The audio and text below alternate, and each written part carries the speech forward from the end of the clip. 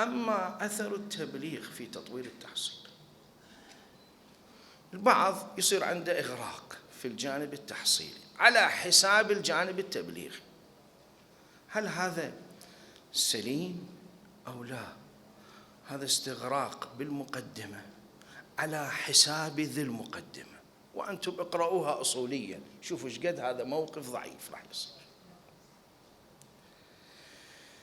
التبليغ هو بذل العلم، وزكاة العلم إنفاقه.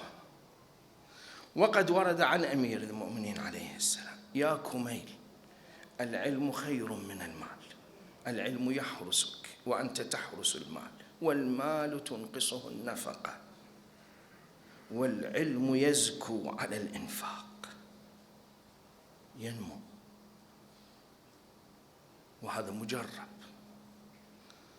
ومن أبرز نماذج ذلك أن المبلغ سيكون لديه في كل موضوع يريد أن يتحدث عنه تطبيق بحثي للمناهج التي أخذها من الحوزة العلمية، والشتان بين من يأخذ النظرية ولا يمارس التطبيق العملي، وبين من يكون عنده مع النظرية تطبيق عملي. هذا يساعد أصلا على جلاء النظرية، يساعد على استيعاب النظرية بدرجة أكبر، وأيضا تنامي الملكة التطبيقية عنده.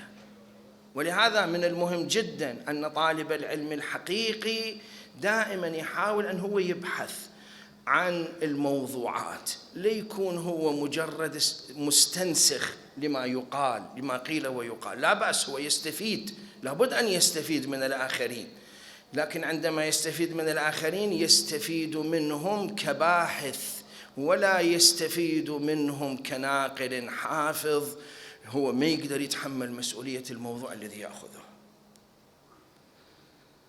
ومن ثم فإن المخرج من التزاحم بين التحصيل والتبليغ هو اتخاذ التبليغ تحصيلا، راح تنمو ملكات، ليس من جهة كثرة الاطلاع على النصوص، سبر التاريخ. وتعرفون ما هو الأثر العظيم لمعرفة التاريخ ووقائع التاريخ في فهم النصوص،